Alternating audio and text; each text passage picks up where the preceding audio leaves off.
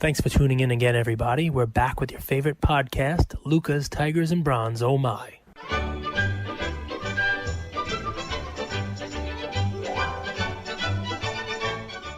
Luka Nation. Welcome back to another episode of Luka's Tigers and Bronze. Oh my. Dude, what are you like? Why are you so mellow? What did you do today? What is it, Christmas? Is this the Bing Crosby version of you today? Like, what do we got going on? Lucas, it's like the smooth jazz sounds of Andrew. We wish you a Merry Christmas. We wish you a Merry Christmas. We wish you a Merry Christmas and a Happy New Year. Look at you, man. It's like a hobby song you just had there. Why did you leave video, Cage? Did you just start blushing? Did you have yes? Because I can't believe what a great voice you have. The video is gone. So I'm wondering, like, do you have a hobby version of that song? No. Do you have a hobby version of that song? I know, but I could come up with a hobby version of some kind of song if you like the 12 Days of Christmas if you want, right? Ian, you want to sing with me? Ready? On the first day of Christmas, the hobby gave to me a podcast for Luka Nation. What do you think of that? Good? On the second day of Christmas, the hobby gave to me 2 eBay returns and a podcast for Luka Nation. What do we do for 3? On the third day of Christmas, the hobby gave to me 3 fake slabs, 2 eBay returns, and a podcast for Luka Nation. How about 4? On the fourth day of Christmas, the hobby gave to me 4 calls to the post office looking for my packages, 3 fake slabs, 2 eBay returns, and a podcast for Luka Nation. How about 5? 5's a fun one, right? On the 5th day of Christmas, the hobby gave to me 5-day submissions that actually take 40 days. 4 calls to the post office looking for my packages, 3 fake slabs, 2 eBay returns, and a podcast for Luka Nation. Should I keep going? No? Ian says stop. Please. I don't know what else we can do here. What do you want to do for 6? You want to go all the way to 12 and go? So on the 12th day of Christmas, the hobby gave to me 12 breakers breaking, 11 packs of Prism, 10 Lukas leaping, 9 trays, I don't know, 9 Zion's dunking, 8 Lamine James memes, 7 left go segues. It's 7 left go segues. What's 6? What should 6 be? 6. Slabstocks emails. 6 Slabstocks emails. 5-day submissions that actually take 40 days. 4 calls to the post office looking for my packages. 3 fake slabs, 2 eBay returns, and a podcast for Luka Nation. What do you think? Not bad, right? There we go. Merry Christmas, Luka Nation. So Luka Nation, we have a very special and hopefully quick Christmas episode with the man himself. You got a special edition Coffee with Cage, Christmas with Cage episode. We go. And we're going to kick it right off, Cage, unless you have any words of wisdom from your Cheer or Fear shirt. You like this? It's Cheer or Fear. Belschnickel is here. You see this shirt? You know what this is from? You know Belschnickel? You know this? Have you been impish or admirable? Anybody know what this is from? It's not a movie. It's The Office. This is from The Office. That's Dwight Schrute right there as Belschnickel. Remember he comes in and does like a Pennsylvania Dutch Christmas as Belschnickel? Yep. Yeah. So that's it. You know, we were pretty office heavy during the last couple of months, you know, during COVID quarantine, and a little family time was watching The Office. So I got this, surprised everybody this morning, and they're like, look at that shirt. Well, The Office is being pulled from Netflix. So I guess we watched it at the right time, right? You did. I'm going to start with a question from my sister. She was actually the one that made the graphic. Ariel Goldberg 1 asks, what are you most excited for in the new year? You know, there's a lot of ways we can go with that. But, you know, one of the crazy things that happened this year was a member of our audience, Luka Nation, actually reached out to us and said, hey, you know, I'd like to be able to help you out. I'd like to be able to, you know, maybe make some videos for you, maybe, you know, work on some content for you. And believe it or not, guys, that's how we found our producer. You know, I mean, we are as organic as it gets. I mean, we really started just me and Andrew talking, you know, on a Zoom call about something we love, you know, trying to find value for you guys and you know, and talk about the hobby, talk about sports cards. You know, Andrew brings his inspirational side to it, but clearly, you know, inspire you to also make money. I bring, you know, 30 years of cynicism. and pessimism, and somehow we sprinkle in a little bit of magic, and it works. But we really started off, humble beginnings. People listening to us, and literally every day grows. And I love that the community wants to grow with us. And I guess what I'm looking forward to is that unknown DM that Andrew and I are going to get from somebody else in Luka Nation who has an idea for us, who has some kind of suggestion for us, has a thought. That will allow us to grow and bring more value to Luka Nation. Because, believe it or not, the best stuff is going to come from you guys. I mean, we'll talk, we'll give you our plays, we'll give you our thoughts, we'll bring you, value in strategic partnerships like we did with Star Stock. And I'm very excited for that going forward as we start 2021. But really, the thing that excites me the most is that unknown. You never know when it's going to come and, who it's going to come from. But we have the greatest listening group out there. We've built a great community. I want to watch it continue to grow. And, that's, I guess, what I'm most excited for. I love it. Cage, this is from Sportrepreneur24, Steve. Merry Christmas, Steve. Merry Christmas, Steve. Cage, pick one. Who do you like more, LeBron or KD? Wow. That's like picking which one I like more, my mother-in-law or my mother-in-law. Yeah. I think if I have to pick one, I'm going to go with LeBron because, look, LeBron has a full skill set, plays defense, can score at will. But really what's going to set the two of them apart, besides the fact that I think LeBron's just a better player, is while I think LeBron has won championships because of his team, KD is only won with a team that was already a champ. A team that was already a champion without him there, you name it. And I don't give him any credit for that championship at all. I think that team would have won the championship without him. Whereas LeBron has now done it with 3 different teams. And say what you will about having, another player on there each time. The one he did with Cleveland was impressive. He was obviously the alpha there. And, he's now done it, 4 times, 4 championships. I mean, if I have to pick one, I think while I don't like either one of them, there's no denying they're both great NBA players. LeBron is, I think, head and shoulders better than KD. It's a good question, though, Steve. Naderade asks, how much wax did Cage get for Ian? Merry Christmas. How much wax did we get for Ian? Ian is currently playing Mario Kart. Otherwise, I'd have him answer for you. But Ian likes value. And guys, here's a nice little play because obviously Ian got him for Christmas, so I'll put my money where my mouth is. With the crazy price of wax that's out there now, Prism, Optic, you name it. You see how much they're charging for boxes now. Ian actually turned me onto this, and I think the value is significant there. He likes 1718 Optic mega boxes. We were able to find them for like $165, $170 per box. And, we were able to tell Santa, obviously, that he should bring some for Ian. And in those, you get, 10 packs? 10 packs. 10 packs.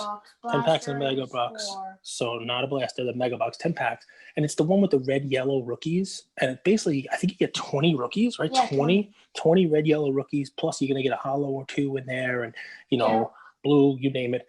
And we've opened these before. And, I think the last one we opened, we had a Tatum base optic, a Tatum red and yellow optic. We got a silver, like a hollow, optic hollow of somebody. There's a bunch of base rookies. But, you end up with John Collins and Bam and Tatum and De'Aaron Fox and just all these guys, these crazy rookies from that year. And we're also opening, quote unquote, 10 packs of product for less than $200. So I think it's a bargain. He got 3 of those, right, bud? 3 of those. Someone argue that's a better draft class than the 2019-2020. Yeah, I mean, listen, obviously the last 3 draft classes are great, but there's no comparable box to that. I actually don't mind the red yellow. And also 17, 18, they grade pretty good. Like we opened one earlier this year and we graded almost every card. And what'd you get? You got 10s, right? You got 10 Tatum, red, yellow. I mean, you got a bunch of 10s. Lonzo Ball was in there, Kuzma's in there. I mean, there are some, mid-level guys as well. But, when you pull them out of a box like that, they grade well and, you do pretty well on a box that you're only into for, the price of a pack of Prism, basically. Cage, can I follow up and ask, do you think the price of those optic from 2017 are so low because the design is sort of hideous? Well, I think it's because a couple reasons. Number one, everybody has forgotten about that draft class, although this is like make or break time for that. We talked about like Louis Markkinen and John Collins not getting their contracts and having to play for their contracts. But the design is not the greatest thing on earth. But think about the cards you can get in there. And, at that price point, it's almost, you hate to say this, but it's almost like can't lose territory if you're going to grade the cards if they're in decent enough shape. It's not the prettiest cards, but we can probably go through. You could probably name a dozen guys in that year that are worth pulling back. Donovan Mitchell. Yeah, Donovan Mitchell's in there. Exactly. I mean, there's so many great guys in that set that Santa also brought him a box of Obsidian Football, which has 7 cards in it, and it's $100 more than that mega box is, and you can get garbage. Isn't it crazy for a draft class with so much talent? The number one pick that year was Markelle Fultz. Yeah, well, I mean, listen, Fultz. Who knows? I haven't written. Whenever people hear the name Fultz, they're like, "Well, who knows? He's still young." Well, he is young, and these guys, they're only they're 3 years into the league, right? I mean, I know Giannis is great. I'm not going to compare everyone to Giannis. Giannis was more of a project coming in. Fultz was a number 1 pick and supposed to be more polished, but people forget, guys like, who are in the MVP race now, Dame, this is his 10th year, Giannis, like 8th or 9th year, I mean, some of these guys like Fultz, it's only their 3rd year. I mean, I'm not going to say he's in the next year or two, he's going to turn it on and become one of those type players, but he is still young and he hasn't had that great of a team. I watched their first game because I was looking for Dwayne Bacon to score more than 0 points. But Fournier looks like a legit talent, and Cole Anthony looks good. So maybe they'll have some talent around him. Maybe maybe he won't suck. Cage, Hey Dizzle Cards asks, what's the funniest sports card related story or deal you've been a part of? The funniest sports card story or deal.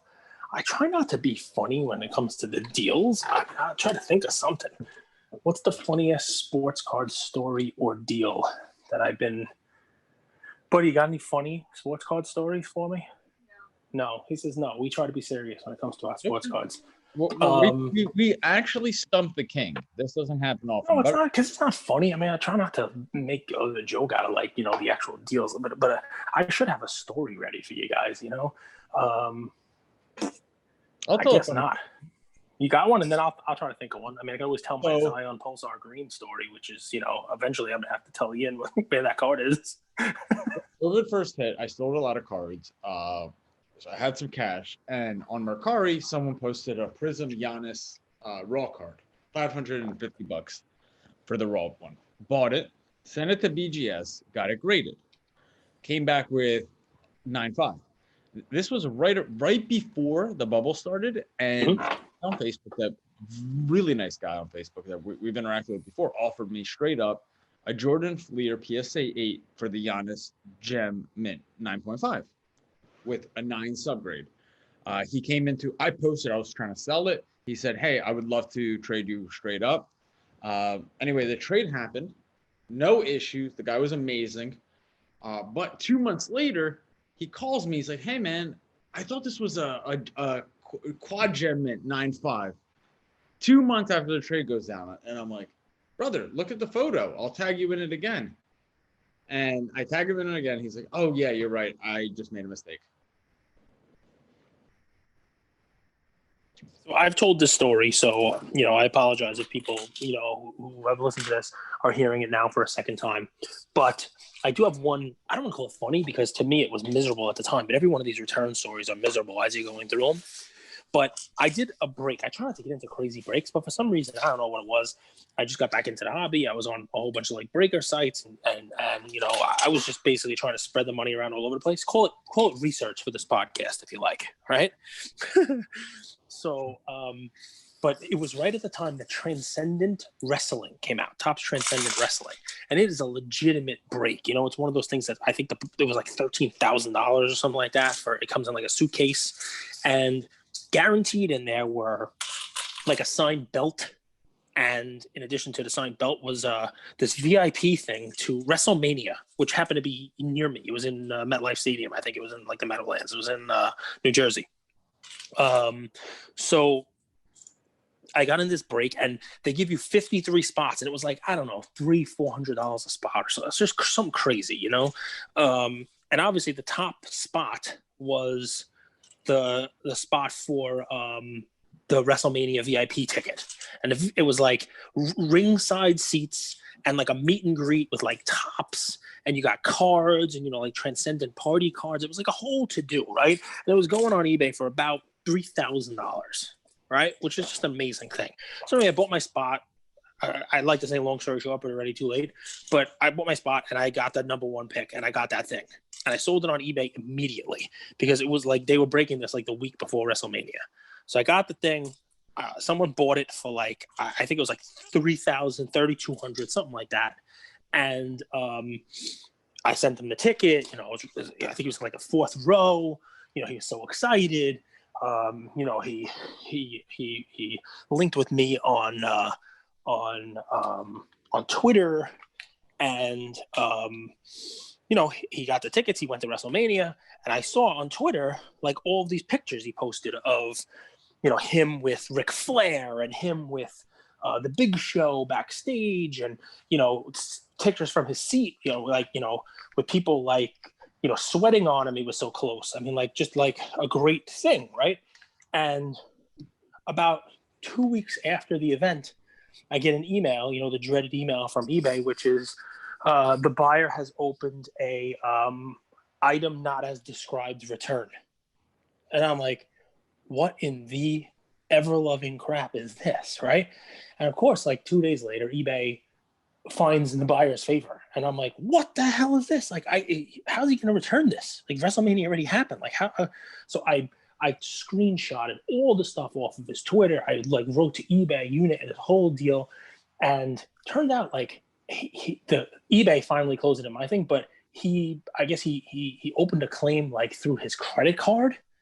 It was like a whole to do. But anyway, I sent the credit card all of the pictures and all the stuff. I ended up obviously winning the whole thing. And I through the process, I'm emailing the guy, and I said to him, I'm like, dude, like, I have pictures of you at this thing. Like, what is the deal? And he says, well, you know, this was supposed to be a VIP party, and it just wasn't what I was expecting. It wasn't as VIP as I thought it was going to be. And I'm like, dude, that's on tops. You know, like, you know, when you bought this thing from me, I didn't guarantee that you were going to get a lap dance from Becky Lynch here. You know, like, what the hell's going on? So anyway, I guess it was definitely not funny at the time. You know what to get Cage for Christmas next year, don't yeah, we? exactly. So no, but I mean, I don't really think it's funny. I'm my stress level is getting up as I'm thinking about this, to be honest with you. I mean, the eBay stuff, you know, what's amazing. If you go back, I forget what episode it was, somewhere around 100, 102, something like that. We have an episode. It was like, you know, Cage's eBay drama, I think was what it was, right? And I was telling everybody how I had sold after week one. I sold a Steve Slayton silver PSA 10. It was the only card I sold in the second half of 2020 on eBay. Starting July 1st, I sold one card. I think I sold it like July 3rd or something like that. I don't remember exactly what it was, but we had just started. We were, you know, a couple months in, and of course, 29th day after being paid for it, the buyer puts in a return. You know, he bought it like right after that Monday night where he had a great game, Steve Slayton, and the buyer puts a return in, and he wins. He wins it. I appeal it, and eBay sides with me and says, yeah, it's buyer's remorse. Clearly, it's 29 days. You know, it's garbage. You name it, appeal. I literally fought with eBay for about 2 months. They kept saying they would give me the money back because they took the money out of my account. They took it like out of my checking account. We'll give it back to you. You won the appeal. We'll give it back to you. Finally, guys, to put a completion on this, like 80 episodes later, last week, I got someone on the phone like, we'll credit you. Now, with the return, I had to pay for like return shipping and all that stuff. So basically, they took $208 out. They only gave me $180 back. So even today, I'm still not whole on that thing. And it literally is the only eBay sale that I made this year. So eBay stresses me out. But go ahead. I went off on a little tangent on eBay. Let's get some Christmas cheer. What's your favorite Christmas holiday movie? Yemwax asks. And then Dan Note asks, "What's your fourth favorite Christmas movie?" Fourth favorite, nice. Dan's always got the funny stuff. So I will tell you what I watched last night. Please Because don't. that's kind of like You got kids listening. Come on now. Yeah, funny. But I mean, that is always because every Christmas movie's on. I'll tell you the three movies that I watched last night while preparing for Christmas. The first one during the day was Elf. I'm a big Will Ferrell guy. I think that's a hilarious movie. I like that one. Then I watched Rocky 4, which is a low-key Christmas movie, guys. You know, he fights Drago in Russia on Christmas. So it is definitely a Christmas movie. Don't at me if you don't know. If you know, you know. And then I followed that up with a nice little standby of Christmas Vacation, little Chevy Chase, little Cousin Eddie. That one always gets me. That's a great one. I like that one. I'll put that one in there. So my fourth favorite would be Christmas Story. Used to watch that with my father. We had the marathon. Always find a Christmas Story and you'll shoot your eye out. I'm pretty sure Santa wrote on one of Ian's gifts. I think he had a Nerf gun. Don't shoot your eye out, kid.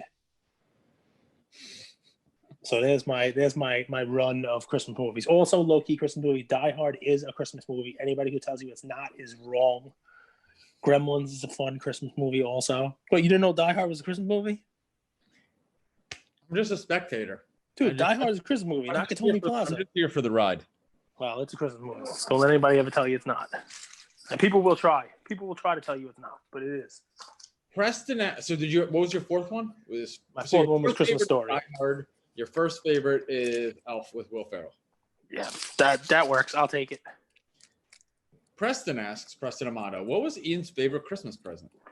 What was Ian's favorite Christmas present? I asked him that, and it's funny because it turns out that it's something that wasn't on his list. He got a nice little Callaway Junior Starter golf set, but that was not his favorite. He got this awesome pair of boxing gloves with mitts, so I get to wear the mitts, and he gets to train with little boxing gloves. Would that be your favorite, dude? The boxing is your favorite one? The boxing gloves. So I mean, that's pretty cool because the kid got a Switch, a Nintendo Switch, and he got golf clubs and he got all kinds of cool stuff. But his favorite are these boxing gloves and boxing mitts, which is pretty cool. Ryan Bitter asked, Merry Christmas, Ryan. Ryan's a great part of Luka Nation. Last year, we saw vintage rise with modern. Because modern is taking off again, can you give us some vintage plays that are soon to follow? Yeah, so we've done it, right? We've done it a couple times. If we're talking about basketball vintage, I just got an email. Somebody lowered their price. I mean, I still think you could probably get it a little bit cheaper than this. But, watching what Kevin Durant cards are going for and watching what these modern prices are going for and seeing a Luka blue ice prism the other day sell for $70,000 the other night. Seeing a Shaq rookie 1992 Upper Deck where there's just over 300 of them priced in the twos. Somebody sent me an email like an offer of $2,700. It's $2,700 to buy it now or something like that. So I'm sure you can get it cheaper if you try to bargain a little bit. That to me is criminally underpriced for a guy who's consistently in the top 10 all-time NBA player list and still is relevant now. I think the question is very sound, right? Because we'll see the modern prices rise, and then the vintage, you're like, wow, how can this stuff not be worth that? I would look at Allen Iverson cards. I would look at Vince Carter cards. I can't believe I'm calling them vintage because that's really making me feel old. But those guys are underappreciated. A little Tim Duncan as well. Maybe even, if you want to take it one step below that, Dirk Nowitzki. I mean, we're talking about recent vintage. If you want to go back further than that, that's fine. I have a feeling, though, that at least in the near term, you're going to see a little more appreciation for the guys that people who are in their 30s knew and watched play, the Kobe type of quote vintage card, rather than the Moses Malone type that we saw run up previously. I think we're going to see a little more focused on that, 80s, 90s, and early 2000s. It blows my mind that like a Zion Prism base that there's 14,000 of is 900, when Charles Barkley cards are just a little bit higher than that. Barkley's getting appreciated now. His PSA 10 is like $10,000 card now. I think Barkley has become the 86 Fleer. I think has become the second highest priced card in that set. I think it passed Olajuwon. Wow. I don't know where Wilkins would be. You don't see a lot of those come up for auction. Remember, there's less than 100 of those. But recently, I've seen the Barkley market start to pick up because look, I love Olajuwon, but he's not exactly relevant in pop culture or anything like that. Whereas you see I saw Chuck Santa Claus giving out gifts, this week. The thing about Shaq that I think does hurt him is he's in like kind of his own release, right? There's not much other talent in That's that. true. Whereas, That's true. Alonzo Mourning is like the closest one. Christian Laettner, who people hate. But I'll tell you what hurt Shaq. This is one of those things where if you're patient, you can actually probably make out on this. In the early 90s. What's up? I don't want to make out with you. Yes, you do. So when Shaq came out, the big men were all the rage, and trust me, I knew all about this.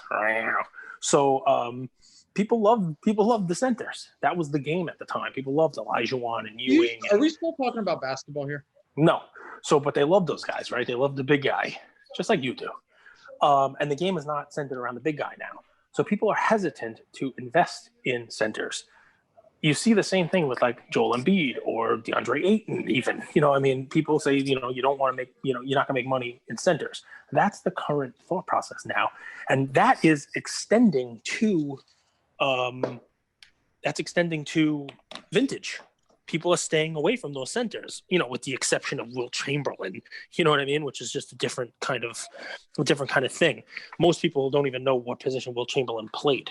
But if that ever, tilts in the other direction, and you ever get a situation where centers are relevant again, Shaq is going to be significantly underpriced, and the game does change, right?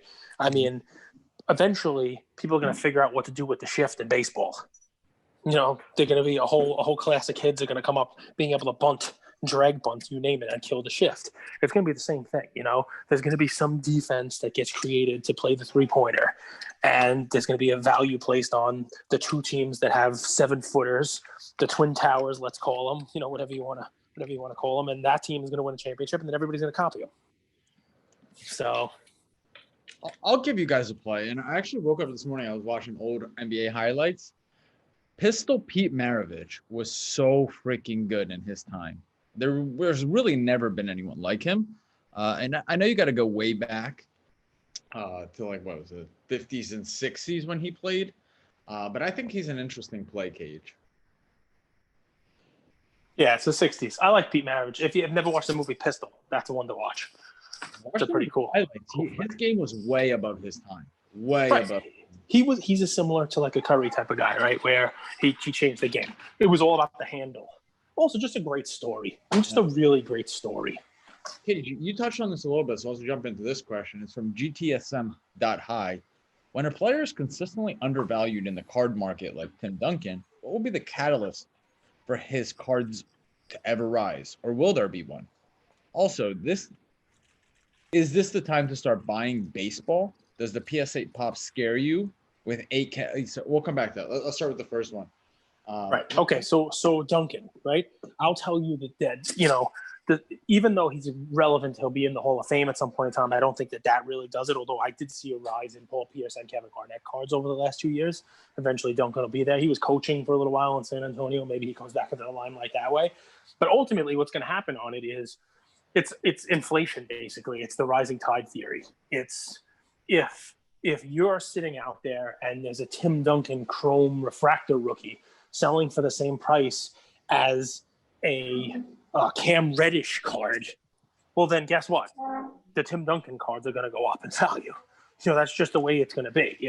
Ultimately, people are going to realize that things are underpriced. It happened before. It will happen again. As modern goes up, the vintage will go back up with it as well, because it's always a comparison, right?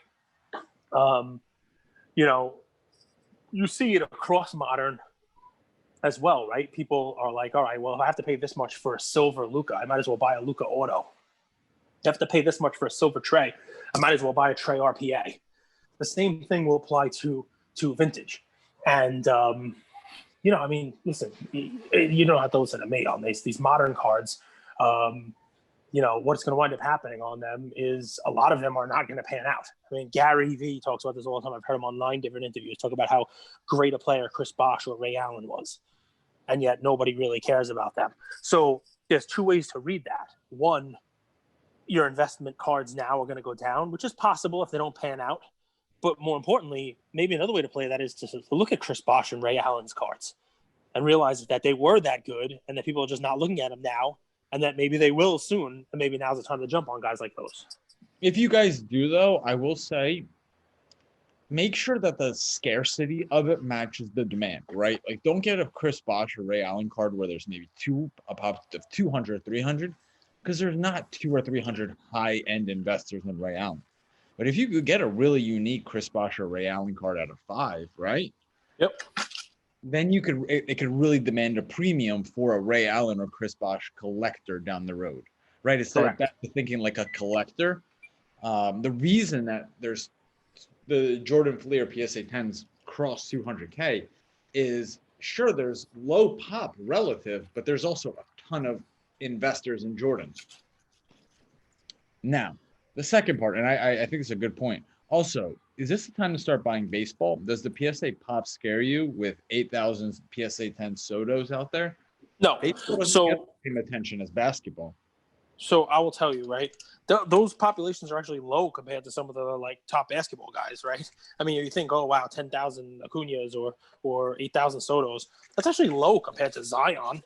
You know, I mean, it's not even a lot. So the best time to buy cards in the off season is yesterday, right? So you know, basically anytime after like you did there, anytime after like that, I'll call it like that 2-week window where the season ends. After that, when no one's looking at that season and some other season has started, that's the time to get into baseball, right? I mean, I already started buying baseball. And yeah, it is definitely the time to get into baseball if you haven't done it yet. Because pretty soon everyone's going to be looking there. It's the next season to start, unless you want to count hockey, which I think is starting up in January. Yeah, I mean, to me, eventually baseball is going to be the next thing that rises. So yeah, I'd look at baseball right now. And as far as pops, no, I'm not afraid of the pop on Soto at all. I'd be afraid on lesser players, but you know, when you're talking about Acuña and Soto and Tatis and those guys, that type of pop is not huge. That's his flagship Topps card. Think of it like Luka, Trey, and those guys' Prism base cards. That's the comparison. So the pop is in line with those. Connor Cards asks, what's your take on hockey cards and their potential in the market? So it's funny. I'll compare hockey to exactly what you just said with Chris Bosh. Right? So there's nothing wrong with hockey. And there is a fan base for hockey. And you know what? There's probably some money to be made in hockey. You know, I don't just say buy what you love. I actually mean it, right? And I just don't love hockey. I probably should. I know a lot of people do. I just never got into it. It's just never been the sport that I loved. So I'm not buying it. And so to bring it back to the Chris Bosh thought process, there are Chris Bosh collectors, right? But there are not as many Chris Bosh collectors as there are of Michael Jordan or any of these other guys. So you know, the demand's going to be less. And when the demand's less, the prices are not going to go up the way that other stuff will. This may change. You know, I mean, people are banking on soccer prices going up, not because of, you know, just the Euro Cup and then the World Cup and, you know, the young stars in it, but people are expecting the demand for it to go up because more people are going to watch soccer, and soccer is a global sport. So I guess if hockey grows, there's money to be made in hockey cards. If that's something you guys want, you know, a little more info on, you got to give me a little time. I will become a hockey expert, but I'm just not that presently. Why is eggnog just a holiday drink? Because it tastes like snot. I mean, I don't know. I mean, eggnog is there. I don't know who asked the question, but like, is it coming from somebody who actually wants to drink eggnog year round? Because that's a party I don't need to go to. I feel like the question's rhetorical because I don't think I have the answer for you, that Paige. I apologize. Why is eggnog? Listen, if I'm drinking eggnog, someone who wants to drink eggnog year round, he didn't clarify, Cage. I apologize. I'll better. Oh. Back to you. Have you ever had eggnog? I have never had eggnog. All right. Well, then you don't. Then you try it, and you'll understand what I'm talking about. You got to put some serious alcohol in there. We do have a Russian drink that's, I think, similar. So it's egg yolks and sugar, and it's like blended up with like I don't know what one of those are called, hand blenders. And it's when you get sick, it's called gogol mogol, is what it's called in Russian. But it's just egg yolk and sugar. Well, that's your new nickname. Luka's Tigers and Bronze, Luka Nation. We're going to call Andrew Guggen Muggen from now on. That's a good attempt. Okay. It's Guggen Muggen. By the way, you just compared it to medicine. When you're sick, you drink this Guggen Muggen egg drink. So, yes, why would anyone want to drink that year-round? Hey, dude, you won't believe it. Like, we do not take any medicine. Like, our medicine is tea with honey and lemon. It's hard-boiled eggs when your sinuses are clogged. You put them on a towel and you put them on your eyes. What are some other ones? Really, really, really strong mustard. You breathe it in to unclog your nose when it's stuffy. We do not do medicine. Like I don't even know any other way to put it. We didn't even have Advil in my house growing up. Are you giving a list of Russian medicine and leaving vodka off? Come on, how dare you, dude? So it's called a garchinka. It's like I don't even know the right word for it in English, but like when you're sick, sometimes they tell you take a shot. It'll clear you out. I'll keep going.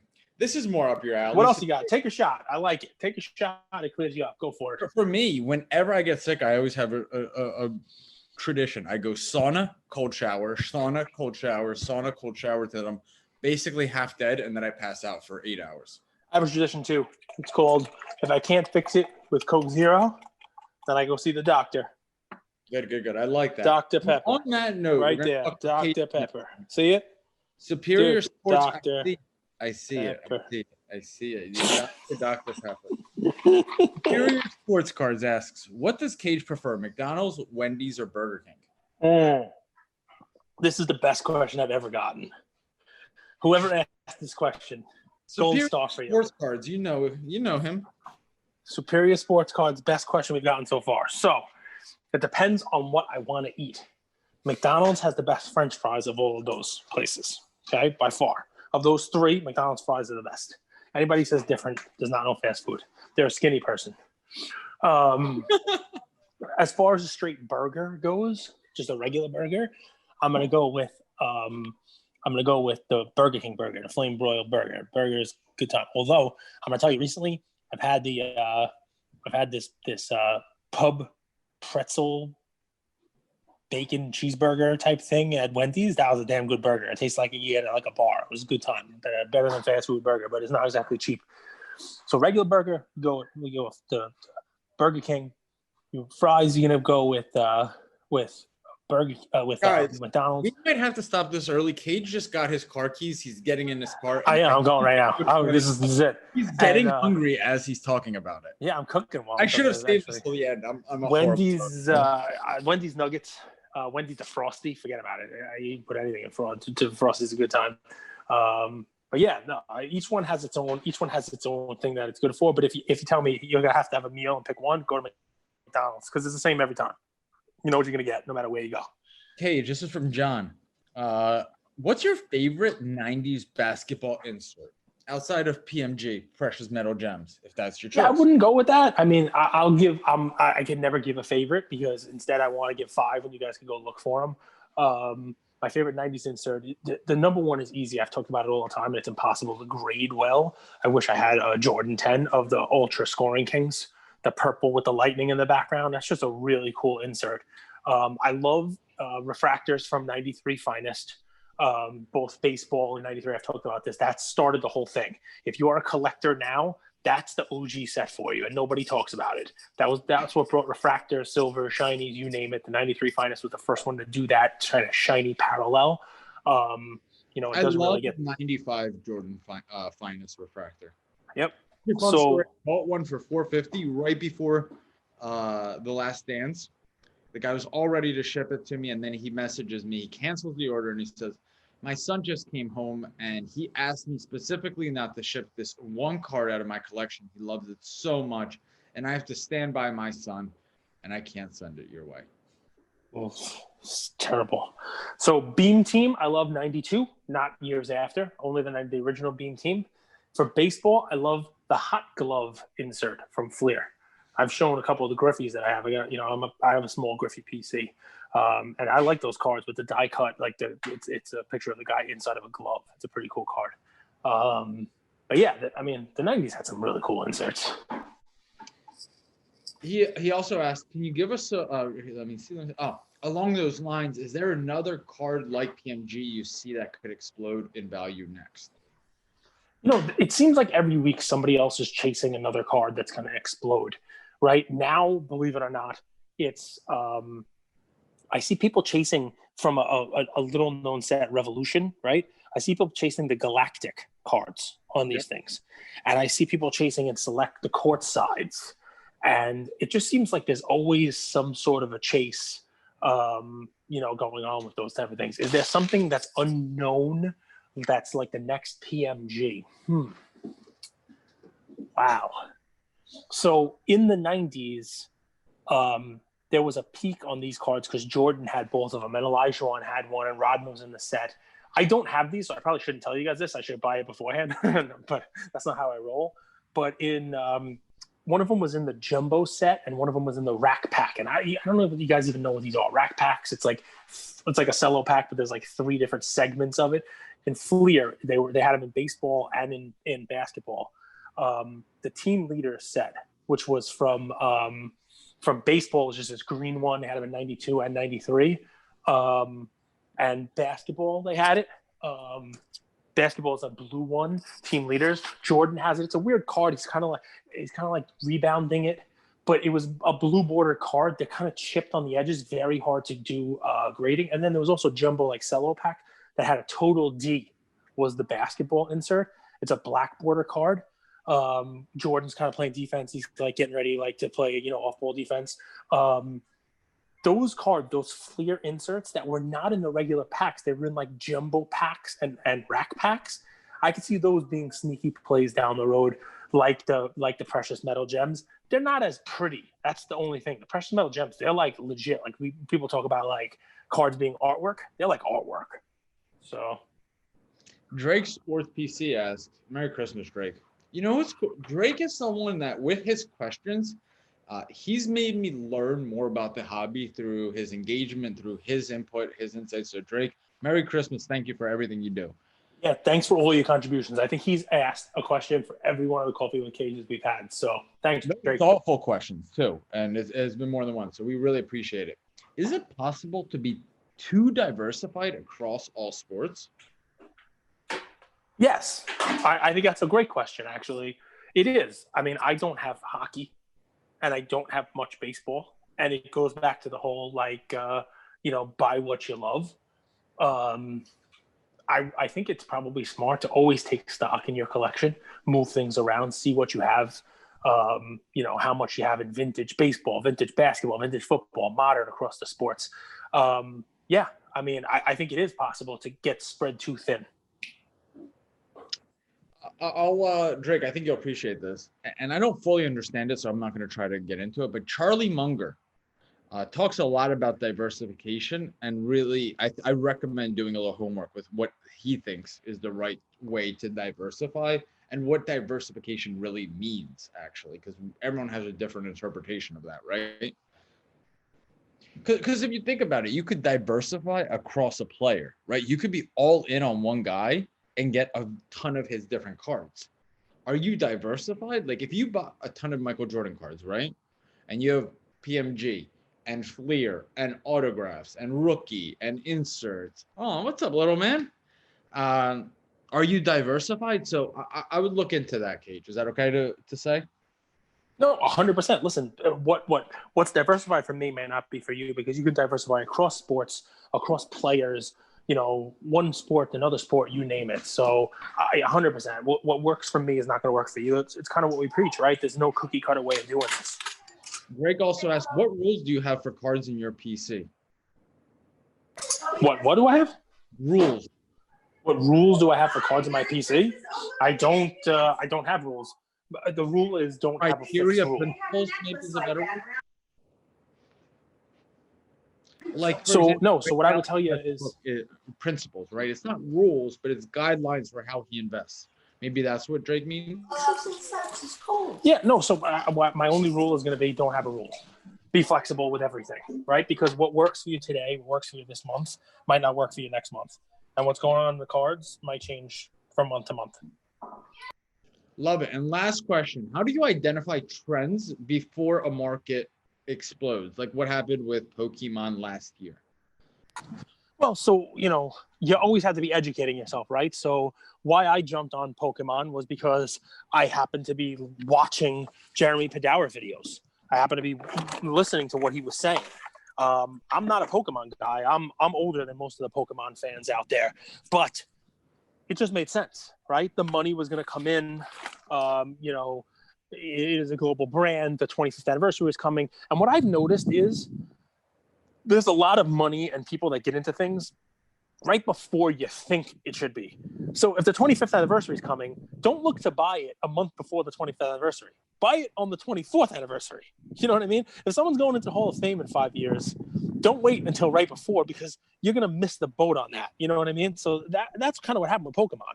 Pokemon jumped this year because it was the year before the 25th anniversary. Everybody's expecting that to happen. So you got to get in right before everybody else does. We love you guys. This year, when we started this, we could have never imagined that on Christmas we would have what I feel is virtual friends, virtual mentors, a virtual community that I hope one day we get a chance to even meet in, whether that's, at the national or another local, regional event. We love you guys. We wish you a Merry Christmas, Happy Holiday. As we're gearing up for 2021, if there's anything we could help you with, support you with, if you want to do a phone call, we're always, always, always, always available. So thank you. You guys are our oxygen. Please keep the comments coming.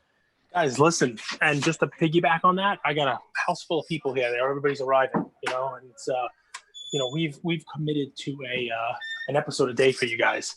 And, you might not get this on Christmas. You might be with your family as well, and that's perfectly fine. But we want to make sure that you know we're here for you because, as Andrew said, this community, you guys have been here for us.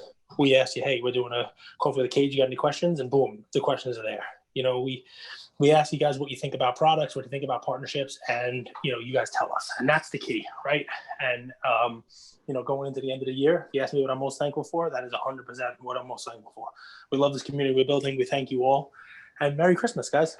Hopefully you didn't kill this episode when I was trying to sing the 12 Days of Hobby Christmas in the beginning and stuck around for some of the questions.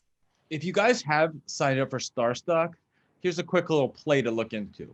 Miami Heat drafted this guy named Precious. One, I think his name is hilarious. But his stock is rising quite a bit, and Miami knows how to groom talent. They know how to draft. Take a look at this guy, Precious. It's like a Jewer, right? A Jewer? A Chua.